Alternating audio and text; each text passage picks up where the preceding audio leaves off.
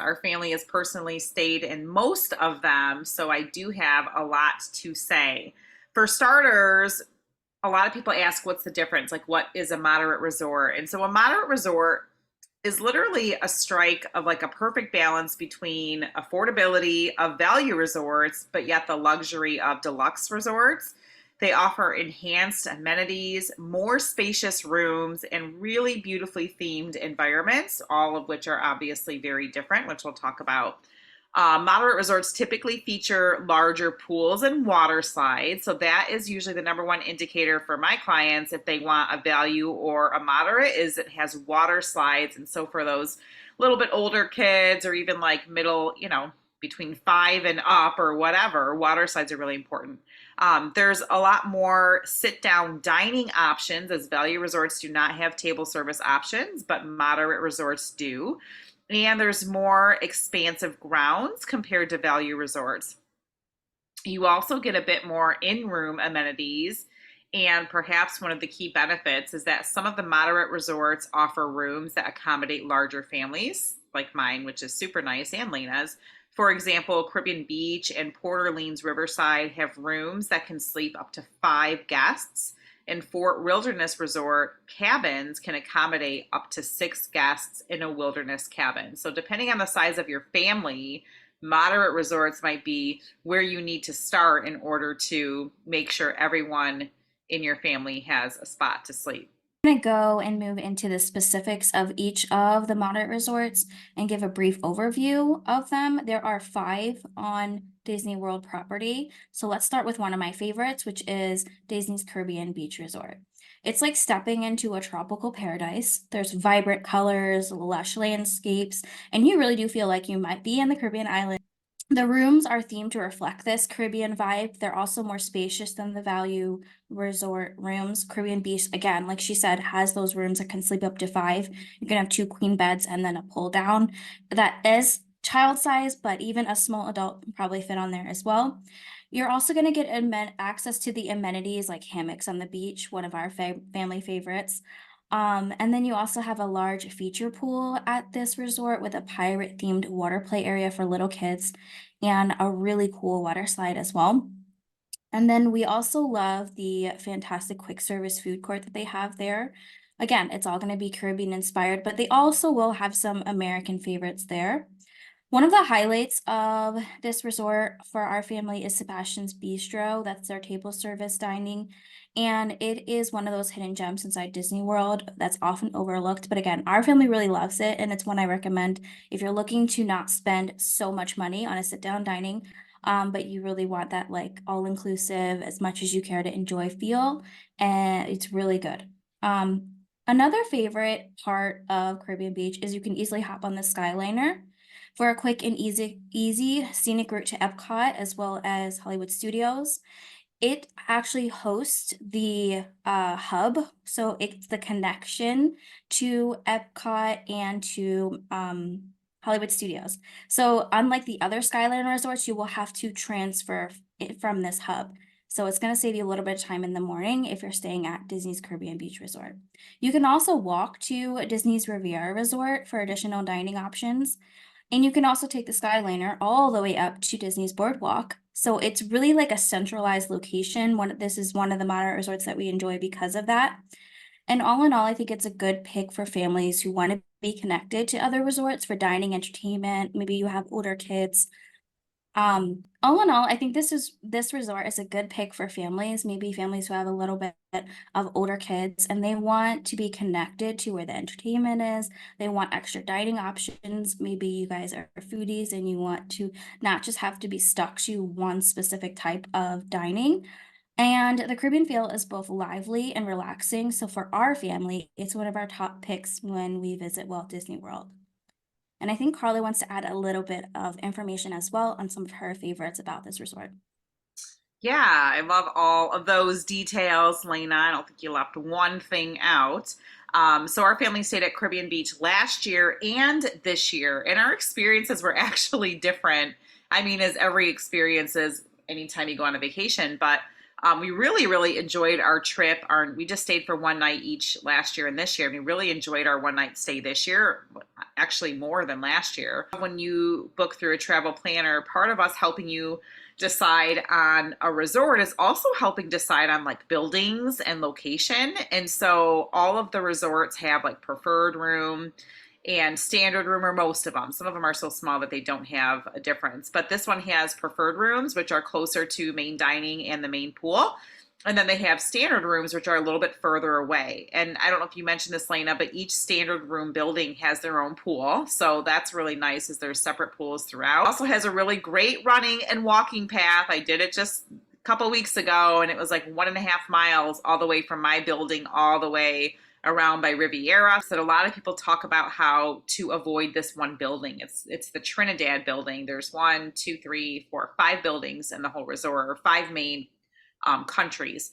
Anyways, Trinidad was a gem. So it is far from the main pool. It probably took us about an 8 to 10 minute walk, but it has its own quick service, which I think is a really huge feature that people don't even think about, but it was so convenient. We literally opened our doors in the morning and went right to breakfast right outside our door. And so that is actually a building that I'm going to be recommending our clients in the future.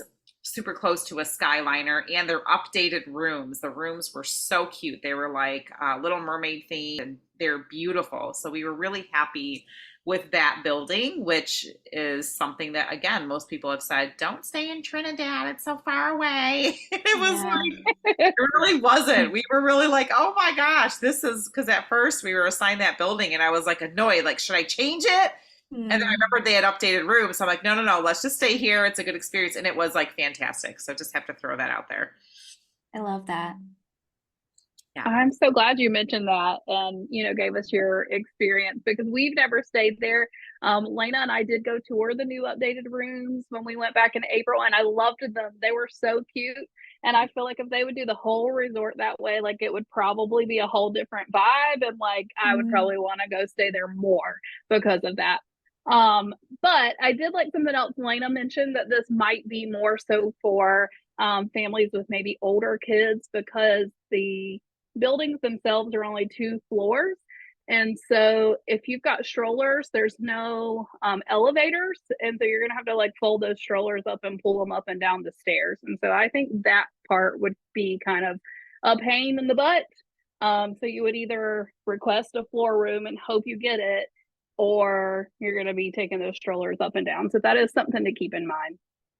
Yeah, if you do have accommodations, if you need accommodations for wheelchair accessibility, they will make sure you're taken care of when it comes to that. But if it's just a request, you may or may not get it.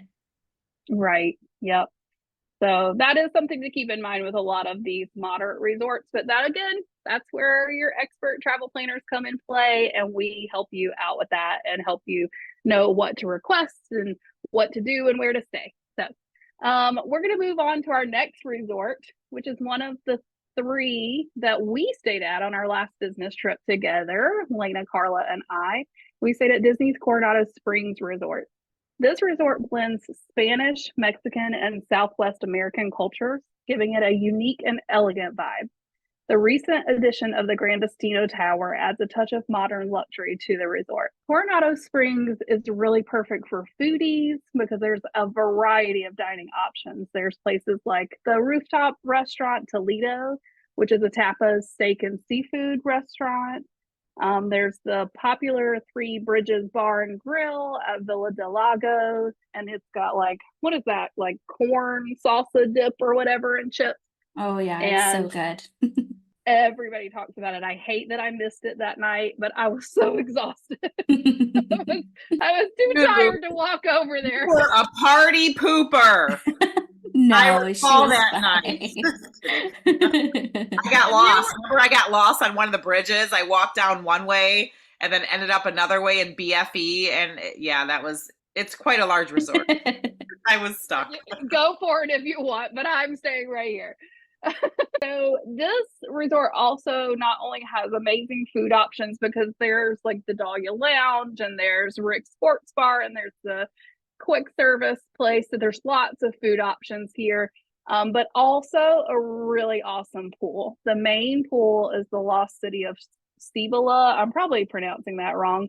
But if you've ever seen my husband's favorite movie, National Treasure, you would know exactly what I'm talking about, because it's like the temple, and like it reminds me of like when they light the torches and the fire comes down.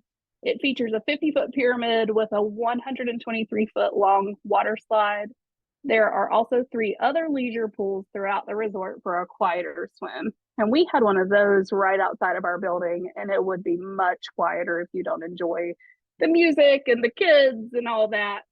Those would be a great place to be. Also, I did want to mention, while this resort does not have Skyliner or monorail access, the bus service here is efficient. It does have multiple stops around the resort. I think it was 4, maybe 5 stops. And the resort's central location makes getting to all the parks really quick and easy. I beg to differ with that. What? Do you guys remember how long we were on the damn buses for when we were there in January? True. Especially coming back at night, it felt much longer. Yeah, Yeah. at night, remember, like we were on bus one, stop one, like 500,050, and if we took the wrong one, we were at the Destino Tower. No, I'm slightly kidding. I think we were poking fun of it because we were more aware of it, you know, being just us adults. But yeah, it is a large resort, so it does stop at a lot of the bus stops. So you have to make sure that you get on the right one and know which one to get off at too. I was about to say, yeah, definitely remember where to get off. That was a thing too, because I remember we were all looking at each other like, is this it? Is this the one? I don't know. You guys are funny. Yeah, I think that the location as far as inside Disney World though is like it's kind of like you're 15 minutes to one park, 10 minutes to another. Like you're kind of in the middle of it. And so once you get on the bus, you're zooming there. So it's not like a 25-minute, trek out into the wilderness. Let's just say that. I definitely give you that. It's not like going out to like the All Stars resort for sure. And the quick service there was huge. I did not eat in the quick service, but I went in there to go check it out, and it was huge. It looked like there were a lot of options. I really liked that whole area of it. I liked the gift shop. I don't know. My husband bases whether he likes the Disney hotel or not on the gift shop. Like that. He'll walk into one, he'll be like, "This is junk," and walk out. He's not a fan of It's so Caribbean, funny. by the way. I know, but it was a really good gift shop, and I also like Rick's Sports Bar where we ate. I thought it was pretty decent. It was a nice location, and they had some unique items, so it was definitely a cool resort. Definitely from my perspective, adults, but yeah, glad we stayed there to experience it. Talk about Disney's Fort Wilderness Resort and Campground, not to be confused with Disney's Wilderness Lodge. For some reason, people confuse those two, although you can take a boat from one to the other. They are separate properties. So keep that in mind. Fort Wilderness is the moderate resort in Disney World. So Fort Wilderness offers a rustic, outdoorsy experience with newly imagined cabins that are perfect for families. It actually feels like a getaway within your vacation with pine forests and meadows and plenty of wildlife. So if you really like that outdoorsy feel, this is a really good option for you to check out. The newly imagined cabins are spacious, come with full kitchens, living areas, private decks. They're perfect for larger families too, accommodating up to 6 guests and those who want a bit more space and privacy. They're really like spread out. And so there's no shortage of activities here, which is quite awesome. I love this feature. There's horseback riding, archery to fishing and canoeing, and then the nightly campfire sing-along with Chip and Dale is a family favorite. And then there's really good dining. For some dining, you can enjoy a hearty meal at Trails End Restaurant, which people will visit even if they don't stay there because it's pretty good. And they'll take a fun and festive Hoop-de-Doo musical review, which is like it's just like a show. It's like a dinner show. So that's a really cool experience too. And one of the biggest perks for staying at Fort Wilderness is its proximity to Magic Kingdom. So you can take a scenic boat ride directly to the park, making it super convenient for families. So that's kind of nice because obviously it's not a deluxe resort, but it has that feature, which kind of makes it like deluxe-ish is a new word. Deluxe-ish. So, I I love that. Put that one in the dictionary. okay. Yes. Magical Moms Dictionary. Deluxe. Yeah, I think this one again is good if you want a little bit of a break from all of the crowds and everything. If you want to have a kitchen to cook your own meals and prep your own snacks for the day, and if you're okay with needing a golf cart to get around or a car, because that resort is very, very large. We just talked about Coronado Springs, but this one, like you literally need a golf cart to get around because it's just very large and a lot of paths that obviously buses aren't going to be on because you're supposed to feel like you're camping in the wilderness, Disney style. But it's super fun. I know a lot of people who like that and want to like it's on their bucket list to like feel like you're camping at Disney. Um, and they do have spaces if you have your own RV, um, or a camper or even just like a tent. They do have tent spaces, believe it or not. So if you want to go and do all that, that's super fun as well. The tent camping is never going to be for me. That is not my thing. But the staying in the cabins, or if I had an RV, like I feel like this resort could definitely be more of a staycation situation, Yeah, or just like stay longer and go to the parks in between every couple of days yeah, and do yeah, the horseback riding and the archery and all that stuff. So I think it would be really fun. If I yeah. have to camp and use a porta john, there's no better place I'd rather use a porta john at than Disney. Just Well, No, no the thanks. cabins are, yeah, the cabins have bathrooms, of course, but I think, yeah, if you're bringing your own tent, obviously you got to prepare for that. But yeah, so Hopefully there's bathhouses, not porta yes, yes. johns. it's fun to think about.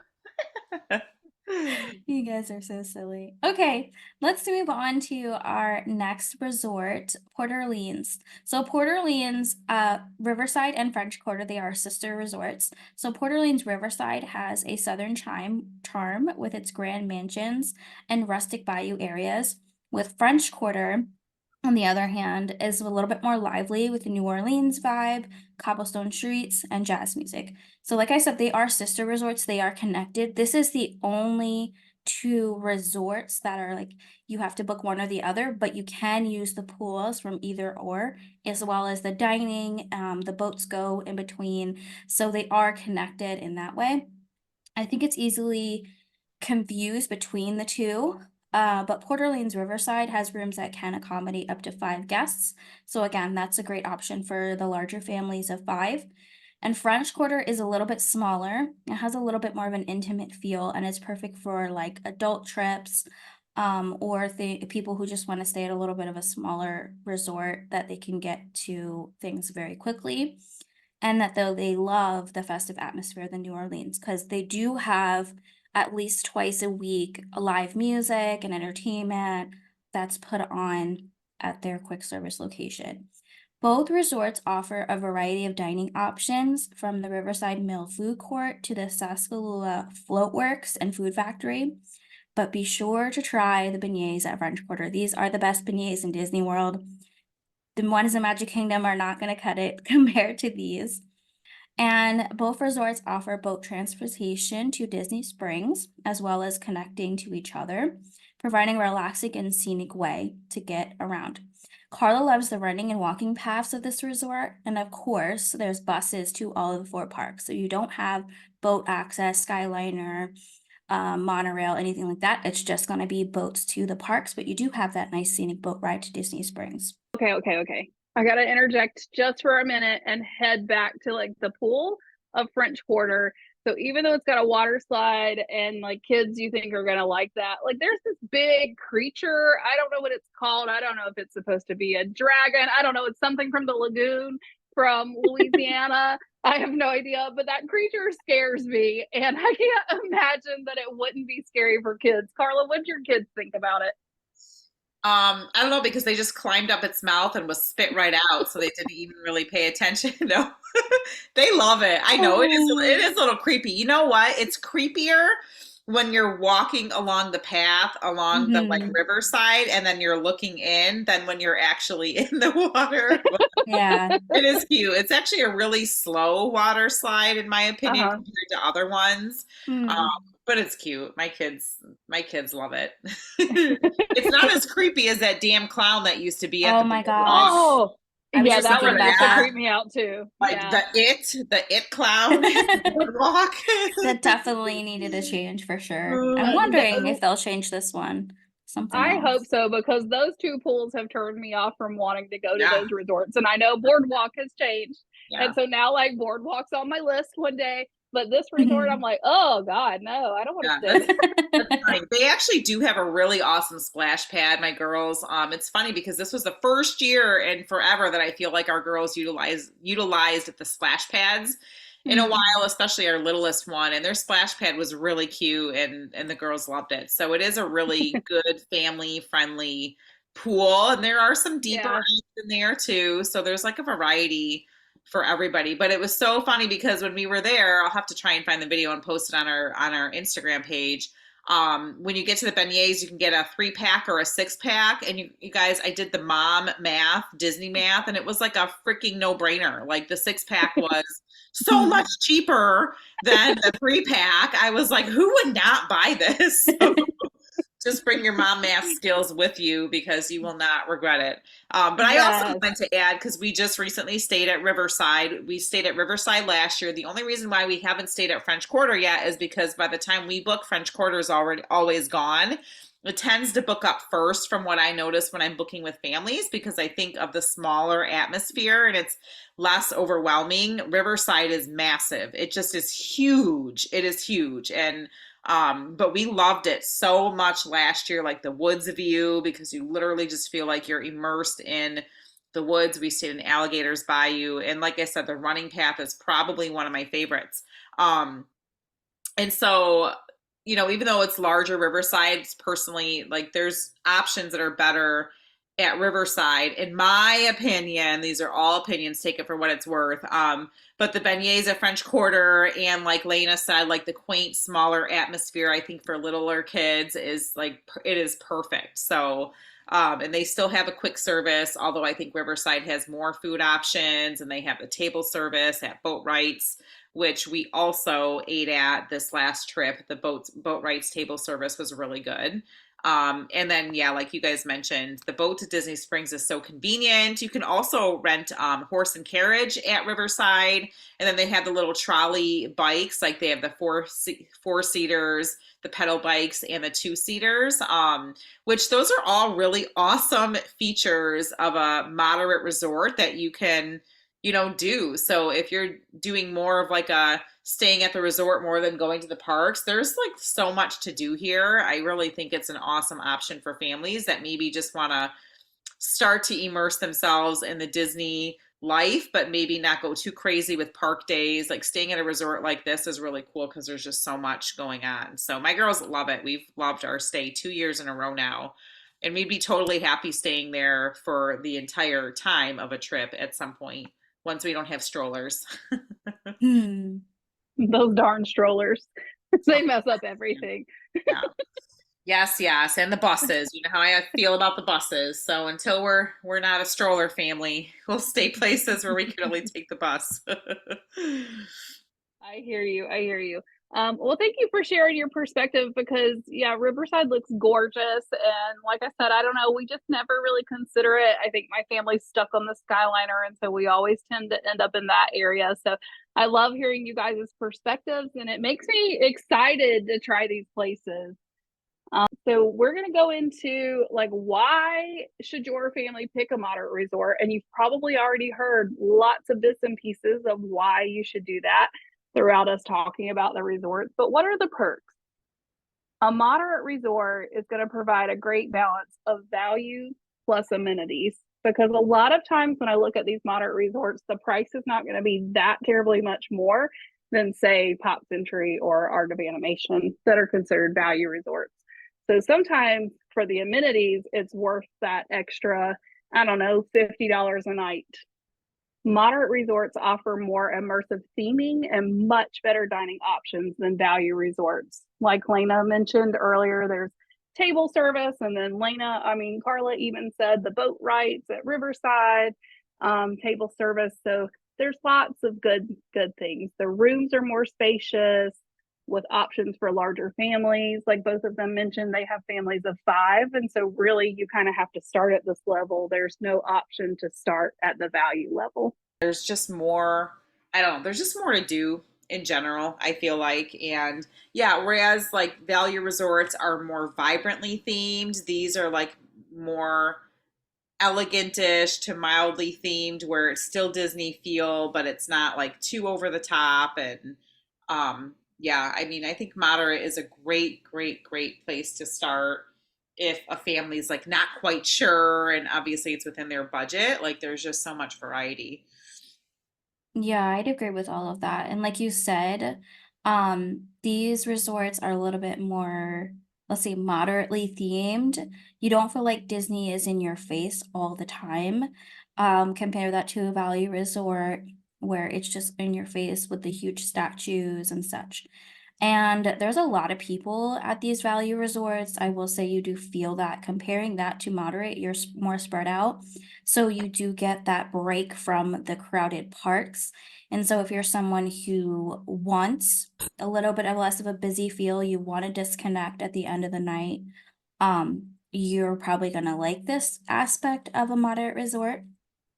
And even compared to the deluxe resorts, a lot of them have people flocking to them for dining reservations. So they can get busy at times and you can feel it definitely. Like on the monorail loop, you can feel how busy it is.